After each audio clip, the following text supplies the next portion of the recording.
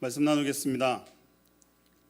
오늘 말씀의 제목은 우리는 서로 유익합니까?입니다. 사흘 마지막 주부터 지금 예배와 예배자에 대해서 계속적으로 말씀이 이어지고 있습니다. 여러분, 이번 주 한 주간 동안 예배자의 모습으로 잘 살고 계셨습니까? 오늘은 그 예배에 참여하고 있는 예배자들, 우리 공동체에 관한 말씀을 함께 나누려 합니다.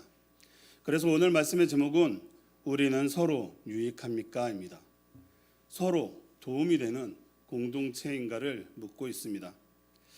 사랑하는 성도 여러분, 지금 여러분 옆에 앉아있는 분들을 한번 봐주시겠습니까? 한번 봐주세요.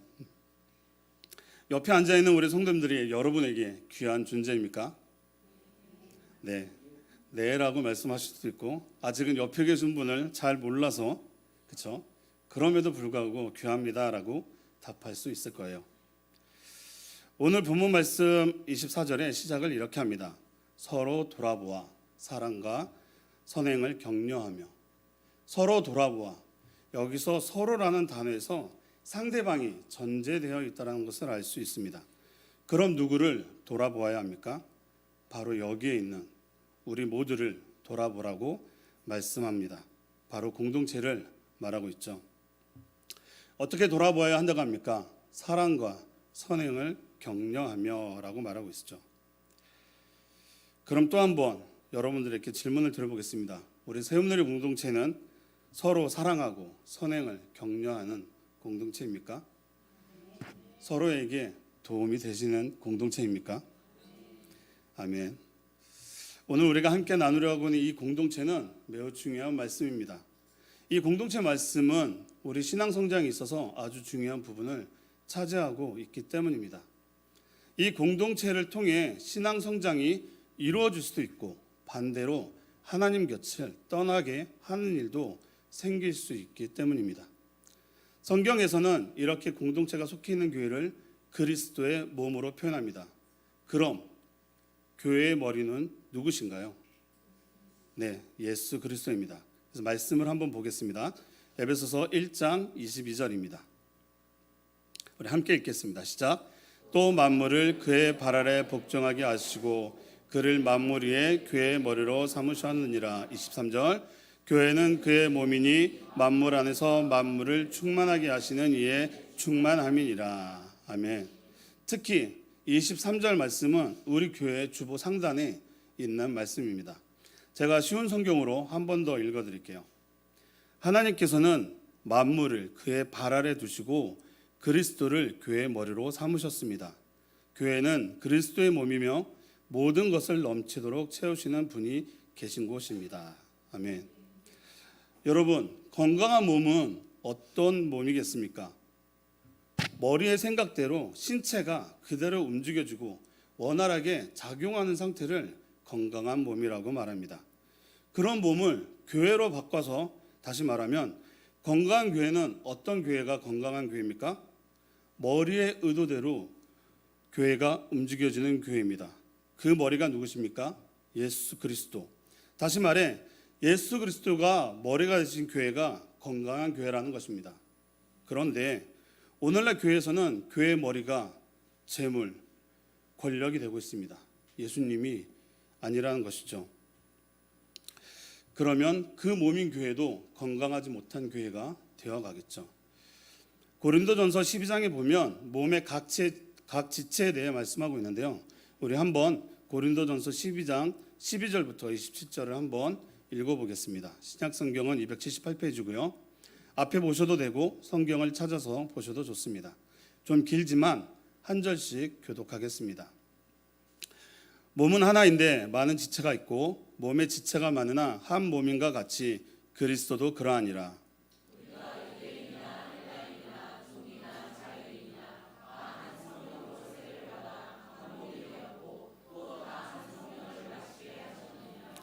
몸은 한 지체뿐만 아니오 여럿이니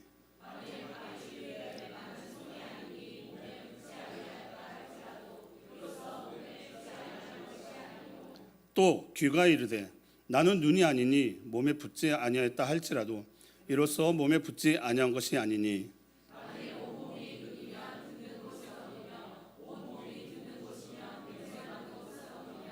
그러나 이제 하나님이 그 원하시는 대로 지체를 각각 몸에 두셨으니 이제 지체는 많으나 몸은 하나라.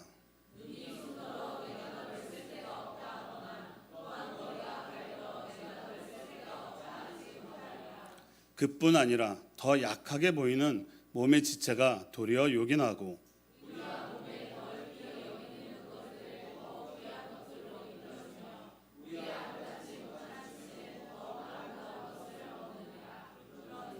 우리의 아름다운 지체는 그럴 필요가 없느니라. 오직 하나님이 몸을 고르게 하여 부족한 지체에게 규정함을 더하사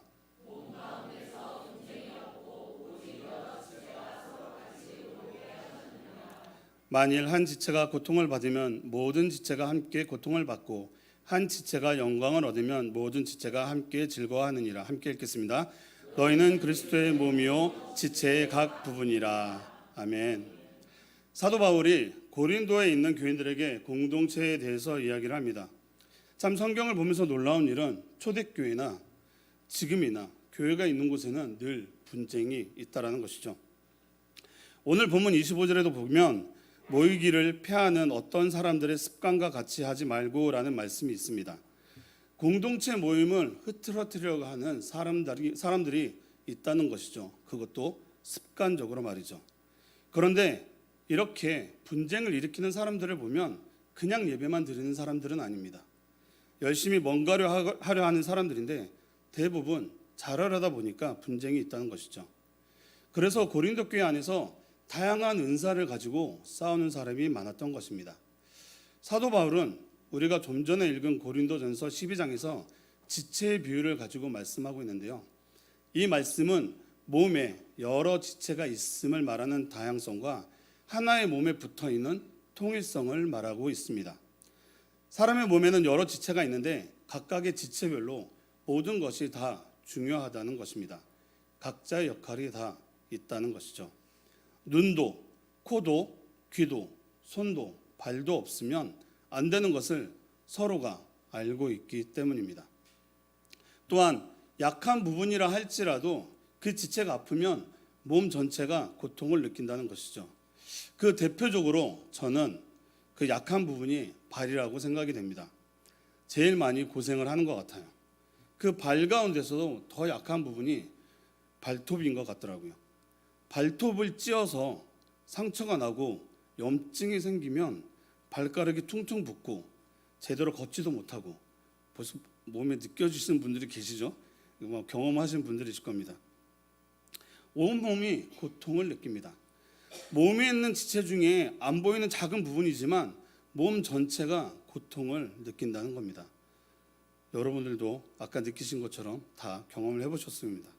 그런데 반대로 우리 몸에 있는 각 지체들이 독립성을 갖고 개별적으로 움직인다고 생각해 보십시오. 몸의 각 지체가 독립성을 가지고 개별적으로 움직인다면 어떤 일이 생겨날까요? 제가 운전을 비유를 한번 말씀을 드려보겠습니다. 운전을 하고 있는데 눈이 갑자기 피곤하다고 나 잘래 하고 눈을 감아버립니다. 생각만 해도 아찔하죠. 앞이 안 보이니 어떻게 합니까? 차를 한쪽으로 세워야겠죠. 그런데 이번엔 손이 나도 피곤해, 나도 안 움직일 거 하고 손이 가만히 있습니다. 그러면 발이라도 브레이크를 밟아야 되는데 니들이 쉬어? 그럼 나도 쉴래 하고 발이 작동을 안 합니다. 그럼 어떻게 될까요? 큰 사고로 이어지겠죠. 이와 같이 모든 지체가 각각의 역할을 감당하지 않으면 이런 사고가 생긴다는 것입니다. 우리 공동체 안에서도 이런 일이 일어나면 안 되는데 일어난다는 것입니다. 다른 사람의 예배는 상관없고 다른 사람과의 기분을 생각하지 않고 내 기분에 따라 내 마음대로 행동을 하는 사람들이 있다는 것입니다. 이런 행동이 잘못되었다라고 말하고 있는 것이죠. 또 우리 공동체 지체 중에 어려운 성도들이 있으면 서로 돕고 기도해 줘야 하는데 방관하고 오히려 그 사람이 잘못되기를 바라는 마음도 있다는 겁니다. 왜죠?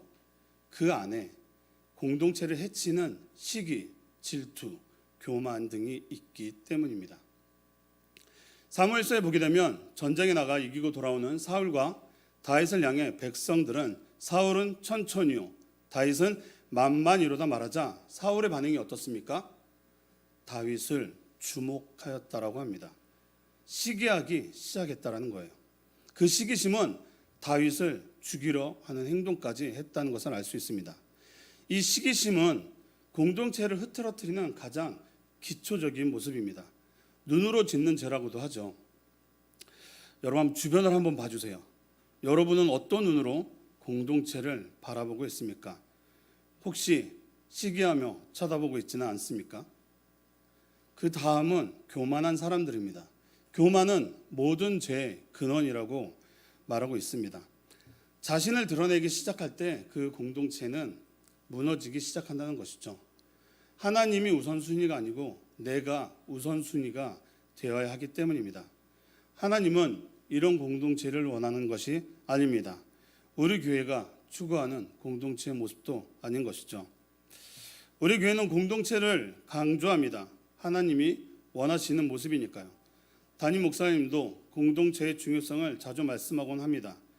우리가 추구하는 공동체는 공동체를 통해서 자신의 부족함을 나누고 서로 그 부족함을 채워주고 서로를 돌보며 서로를 위해 기도하며 서로의 아픔에 울어주고 기쁨에 기뻐해주는 그런 공동체가 되어야 된다는 것입니다. 왜일까요? 그만큼 중요하기 때문입니다. 공동체가 깨지면 교회가 있을 필요성이 없어지기 때문이죠. 그래서 교회 안에서 조심해야 할 것 중에 하나가 당 짓는 것이라 합니다. 고린도전서 1장 12절을 보면 내가 이것을 말하거니와 너희가 각각 이르되 나는 바울에게 나는 아볼로에게 나는 게바에게 나는 그리스도에게 속한 자라 한다는 것이니. 아멘. 고린도 교회 안에서도 마음 많은 사람들끼리 당을 만들고 모임을 만드는 것에 경계하라고 말씀하고 있습니다. 왜죠? 우리는 모두 그리스도 안에서 하나이기 때문입니다. 그럼 공동체를 어떻게 만들어 가야 할까요? 바로 각각의 여러분들이 모여서 하나님과의 관계 속에 들어가게 되면 각각의 여러분들의 공동체에서 관계를 맺게 되는 것입니다. 예배를 통해서 성도의 교제를 통해서 그 일들이 이루어지는 것이죠. 머리 되시는 예수 그리스도의 사랑이 온몸으로 퍼져 각 지체들에게 퍼지는 것, 이것이 바로 공동체인 것입니다.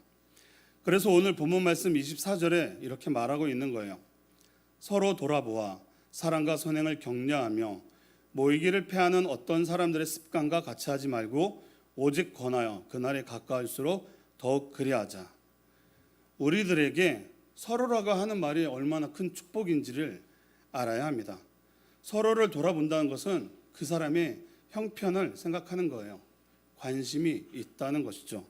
그러니까 그리스도의 공동체를 만들기 위해서는 그럴듯한 유선적인 모습이 아니라 진정으로 서로를 위하는 더 깊은 관계 속에 들어가야 하는 것입니다. 전도서 4장 9절부터 12절까지 말씀을 보면 서로 함께함에 대한 유익에 대해서 말씀하고 있습니다. 전도서 4장 9절에서 12절 우리 한 목소리로 함께 읽겠습니다. 시작. 두 사람이 한 사람보다 나음은 그들이 수고함으로 좋은 상을 얻을 것임이라. 혹시 그들이 넘어지면 하나가 그 동물을 붙들어 일으키려니와 홀로 있어 넘어지고 붙들어 일으킬 자가 없는 자에게는 화가 있으리라. 또 두 사람이 함께 누우면 따뜻하거니와 한 사람이면 어찌 따뜻하랴. 한 사람이면 패하겠거니와 두 사람이면 맞설 수 있나니 세 겹줄은 쉽게 끊어지지 아니하느니라. 아멘.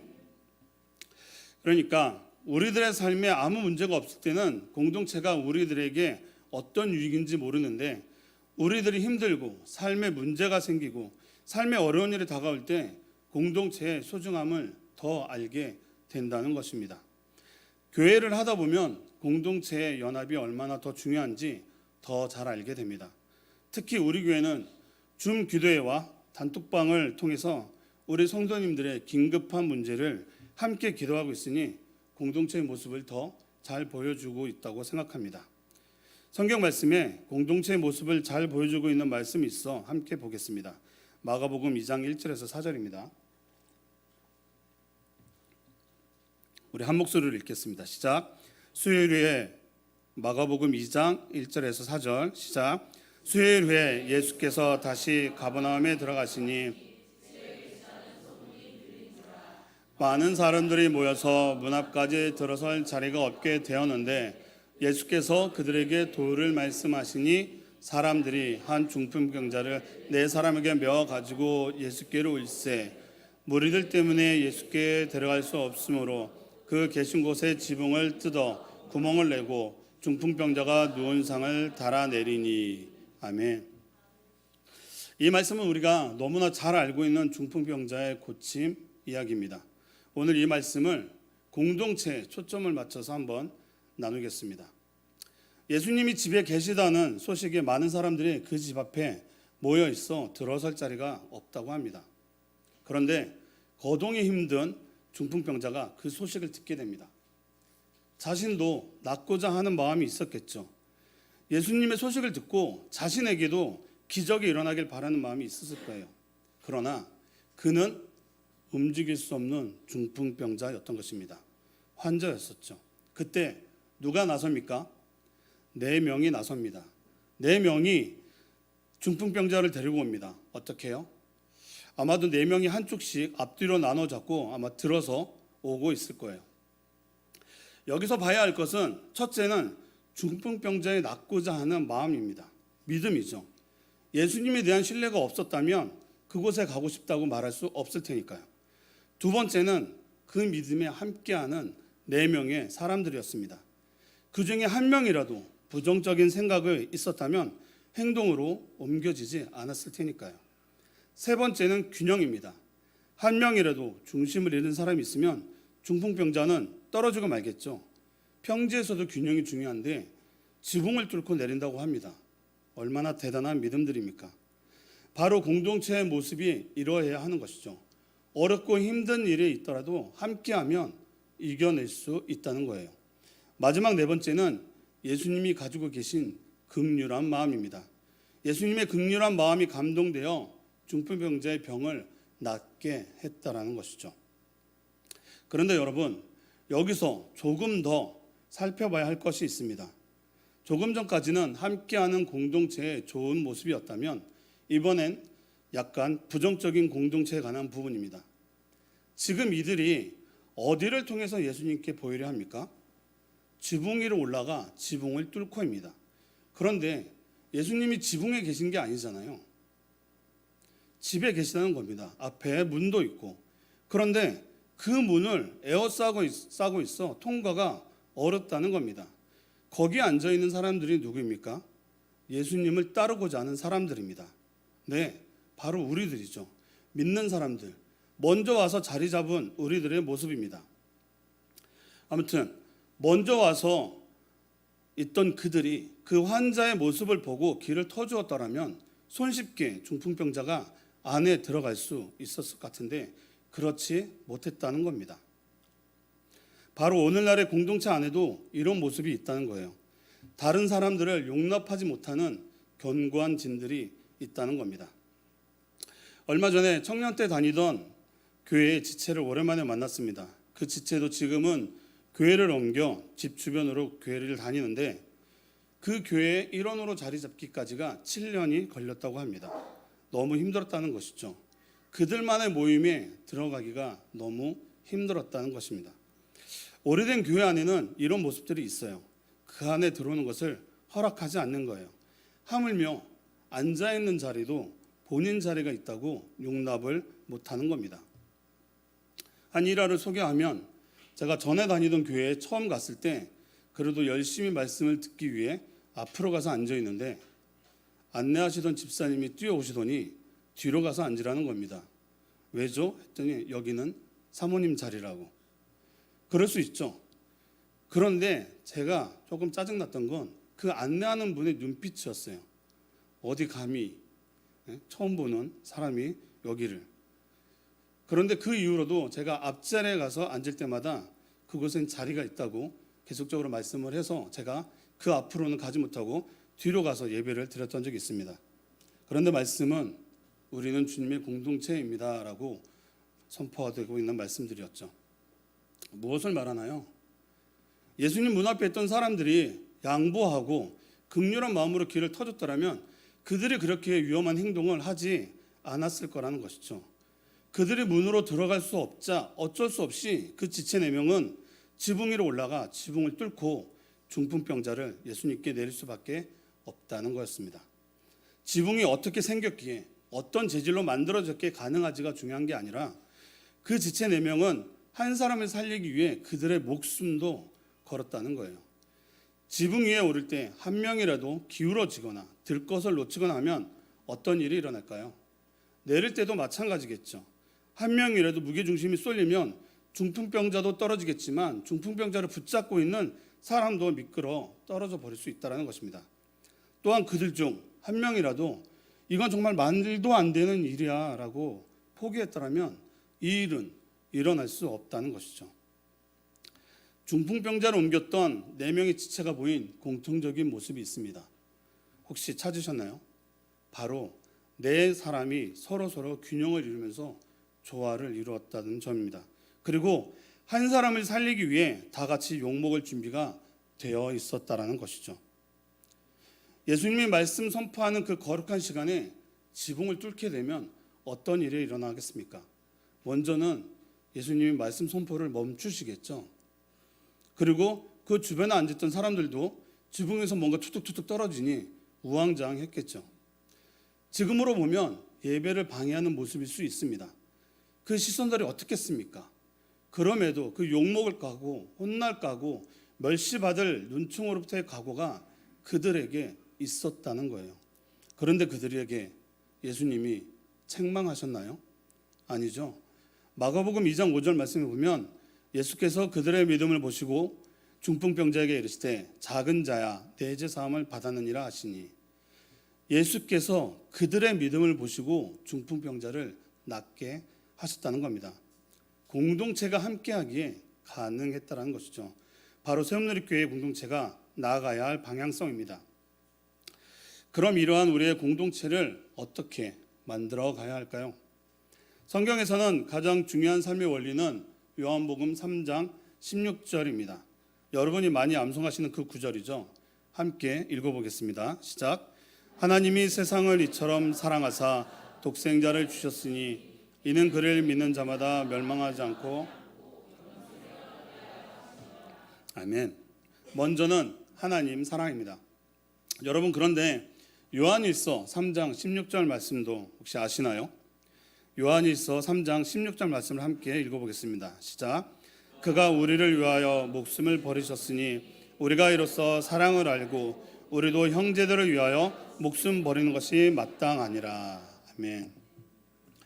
요한복음 3장 16절에서 하나님이 우리를 얼마나 사랑하시는지를 얘기했다면, 요한일서 3장 16절은 우리가 하나님의 사랑을 받았다면 그 받은 사랑을 우리의 형제, 우리의 공동체에게 전하는 것이 마땅하다 말하는 것입니다. 하나님이 우리를 그리스도 안에서 공동체를 만드셨기 때문에 우리는 하나님의 방법으로 공동체의 삶을 살아야 합니다. 베드로전서 5장 5절 말씀입니다. 젊은 자들아 이와 같이 장로들에게 순종하고 다 서로 겸손으로 허리를 동이라. 하나님은 교만한 자를 대적하시되 겸손한 자들에게는 은혜를 주시느니라. 아멘. 베드로 사도는 젊은 자들에게, 공동체에 나이가 많은 이들, 교회 장로들에게 복종할 것을 권고합니다. 공동체 리더에게는 하나님이 주신 권위가 있습니다. 에베소서 5장 21절에도 그리스도를 경외함으로 피차 복종하라 라는 말씀이 있습니다. 하나님의 공동체는 그 구성원의 리더들에게 복종해야 한다는 것이죠. 그리고 공동체 안에서 질서도 매우 중요합니다. 한 예로 교회 안에서 교회의 리더자들이나 어른들이나 더 나아가 같이 예배하는 성도들에게 인사가 없다는 것입니다. 젊은 사람들은 교회 어른들을 보고 그냥 지나치고, 어른들은 젊은 사람들을 보고 토닥거림이 없다는 것이죠. 같이 예배하는 공동체인데도 말이죠. 우리 새움누리교회는 최소한의 질서를 지키는 교회가 되기를 기도합니다. 두 번째는 서로 사랑해야 합니다. 서로 사랑하기 위해서는 서로 용서와 용납이 필요합니다. 요한복음 13장 34절에서 35절입니다. 우리 함께 읽겠습니다. 시작. 새 계명을 너에게 주노니 서로 사랑하라. 내가 너희를 사랑한 것 같이 너희도 서로 사랑하라. 너희가 서로 사랑하면 이로써 모든 사람이 너희가 내 제자인 줄 알리라. 아멘. 예수님께서는 세 계명을 우리에게 주셨는데 서로 사랑하라는 말씀입니다. 서로 사랑하라는 말씀에서 서로라는 말에서 내가 알고 있는 모든 사람이라고 생각할 수도 있습니다. 근데 여기서 말씀을 조금 더 자세히 보면 내가 너희를 사랑한 것 같이 너희도 사랑하라고 말씀하시죠. 바로 예수님이 제자들을 바라보며 말씀하고 있는 것입니다. 바로 옆에 제자 공동체부터 사랑할 때 그 사랑이 확장된다는 거예요. 우리 성도님들 옆에 있는 분들을 한 번만 더 봐주세요. 서로 사랑하십니까? 우리 한번 인사할까요? 주 안에서 사랑합니다. 주일학교 할 때까지 한번 할까요? 빨리 둘이 쳐다보고 서로 사랑합니다. 참 쉽지 않은 일이죠. 그렇습니다. 우리 공동체 안에서 서로 사랑할 때 더 나아가 예수님이 있는 그곳에 주님의 사랑을 전할 수 있는 거예요. 그런데 서로 사랑하려고 할 때 문제가 좀 있습니다. 잘 모를 때는 괜찮아 보였지만 상대방이 가까워질수록 상대방의 부족한 부분과 상대방이 나에게 잘못하는 일이 눈에 띄기 시작한다는 겁니다. 참 불편하죠. 서로 인사를 해도 대면대면합니다. 더 나아가 시기하고 질투하기 시작합니다. 공동체 안에서는 서로 오해하고 잘못하는 일이 생긴다는 겁니다.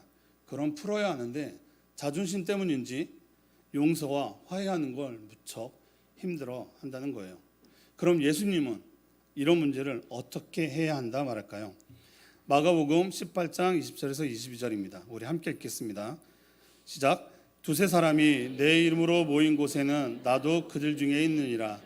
그때 베드로가 나와 이르되 주여, 형제가 네가 죄를 범하면 몇 번이나 용서하여 주리이까? 7번까지까 하오리까? 예수께서 이르시되 내게 이르노니 7번뿐 아니라 7번을 70번까지라도 할지니라. 아멘. 두세 사람이 모인 곳, 곧 그리스도인들의 공동체를 말하고 있죠. 그곳에는 주님도 함께 있다 말합니다. 그때 베드로가 나와 말하죠. 주님, 나를 화나게 하는 사람이 있는데 몇 번이나 용서를 해줘야 할까요? 근데 이 표현은 베드로의 성격으로 볼 때 아마 이렇게 했을 것 같아요. 주님, 내가 몇 번이나 용서를 해줘야 합니까? 약간 이렇게 베드로가 약간 이렇게 좀 과격한 느낌이 있잖아요. 그런 생각이 다 들더라고요. 그럴 때 막 이렇게 포효하는 베드로를 향해 예수님이 말씀하시죠. 70번씩 7번이라도 참아라. 무한대로 무조건 용서하라는 말씀이죠. 사실 용서는 상당히 어렵습니다. 정말 화가 나고 미워서 용서할 수 없는 사람들이 있습니다. 저도 그랬던 적이 있으니까요. 그래서 사도 바울은 에베소서 4장 31절과 32절에서 이렇게 말합니다. 함께 읽겠습니다. 시작. 너희는 모든 악독과 노함과 분냄과 떠드는 것과 비방하는 것을 모든 악이와 함께 버리고 서로 친절하게 하며 불쌍히 여기며 서로 용서하기를 하나님이 그리스도 안에서 너희를 용서하심과 같이 하라. 아멘. 용서를 하는 것, 이 일은 쉬운 일이 아닙니다. 작은 일들은 우리가 쉽게 용서를 하지만 내 마음에 상처 준 일은 쉽게 용서할 수 없기 때문이죠. 두고두고 기억한다고 그러잖아요. 그리스도의 공동체는 그래서 용서에 대해 배울 게 많습니다. 그런데 용서에 관한 책들을 보게 되면 용서를 하는 법은 많은데 용서를 받는 거에 대해서는 언급이 별로 없다라는 거예요. 그리스도인은 용서를 하는 것도 배워야 되지만 용서를 받는 것도 배워야 합니다. 어떤 영화에서 자신은 하나님께 용서를 받았으니 사람에게 용서를 구할 필요가 없다라는 내용을 본 적이 있습니다. 그 사람은 뭔가 대단히 잘못 생각하고 있는 것이죠. 성경은 눈에 보이는 사람들과의 관계로 드러나야 한다고 말합니다. 그러므로 용서를 받은 자들은 하나님께도 용서를 받아야 하지만 자신이 손해를 끼친 사람들에 대해서도 책임을 져야 합니다. 그것이 진정으로 용서를 구하는 것입니다. 사랑하는 성도 여러분, 이제부터 우리 공동체에 분쟁이 생겨 미움이나 다툴 일이 있을 때 이 말씀을 기억하세요. 서로 용서하기를 하나님이 그리스도 안에서 너희를 용서하심 같이 하라. 그럼 용서 못할 일이 없을 겁니다. 세 번째는 공동체의 다양성을 인정하는 겁니다. 개인에게는 저마다 성령께서 주신 은사가 있습니다. 공동체 안에서 서로가 가지고 있는 달란트, 은사를 존중해 주어야 합니다. 그 은사를 통해 섬기기 시작하면 우리에게 기쁨이 있기 때문이죠. 하나님이 나를 통해 일하시는구나 하고 기뻐한다는 거예요. 그런데 그 은사를 내 것이냐, 내가 특별해서 받은 거야 하는 순간 교만이 나타나 오히려 공동체를 깨트리는 일이 생긴다는 겁니다. 은사는 선물입니다. 내가 뭔가 열심히 해서 받은 것이 아니라는 것을 기억하시기 바랍니다. 이렇게 자신의 은사들을 사용하여 공동체를 섬길 때 우리 공동체는 더욱더 한 몸인 것이 드러납니다. 우리 세움누리 공동체가 이와 같이 만들어져 가기를 기도합니다. 말씀을 마무리하겠습니다. 하나님이 기뻐하는 공동체를 만들어가면 하나님은 그 공동체에게 비전, 꿈을 주십니다. 우리 공동체를 향해 이루어가고 싶은 꿈이요, 세움누리 공동체를 향한 꿈 말이죠. 베드로전서 2장 9절 말씀입니다. 그러나 너희는 택하신 족속이요 왕같은 제사장들이요 거룩한 나라요 그의 소유가 된 백성이니 이는 너희를 어두운 데서 불러내어 그의 기이한 빛에 들어가게 하신 이에 아름다운 덕을 선포하게 하려 하심이라. 아멘. 하나님은 우리를 왜 세상과 구별된 사람으로 모이게 하셨을까요? 이 공동체를 통해서 하나님이 무엇을 하기 원하실까요? 우리끼리만 잘 살라고 공동체를 만들어 주신 건 아닌 것 같은데 말이죠. 그 이유는 바로 하나님이 살아계시고 지금도 일하고 계시며 하나님만이 이 시대의 소망임을 우리가 세상 사람들에게 선포하기 위해서입니다. 이것이 교회 공동체의 가장 큰 부르심입니다. 어느 공동체가 살아있는 공동체인가를 보려면 그 공동체를 통해 하나님의 사랑이 선포되고 있는지 아니면 그들만의 천국을 만들어가고 있는지를 보면 됩니다. 여러분, 하나님이 기뻐하는 공동체는 성령님의 인도하심을 받는 공동체입니다. 바로 우리가 있는 이곳 세움누리 공동체가 하나님이 기뻐하는 공동체가 되어가기를 축복합니다. 기도하겠습니다. 하나님, 말씀을 통하여 공동체가 무엇인지, 왜 필요한지, 어떤 공동체가 되어야 하는지 나누었습니다. 우리 각자가 몸된 교회의 일원으로서 하나님이 기뻐하는 모습으로 서로를 돌아보아 섬기는 세움누리 공동체를 만들어가게 하옵소서. 예수님 이름으로 기도합니다.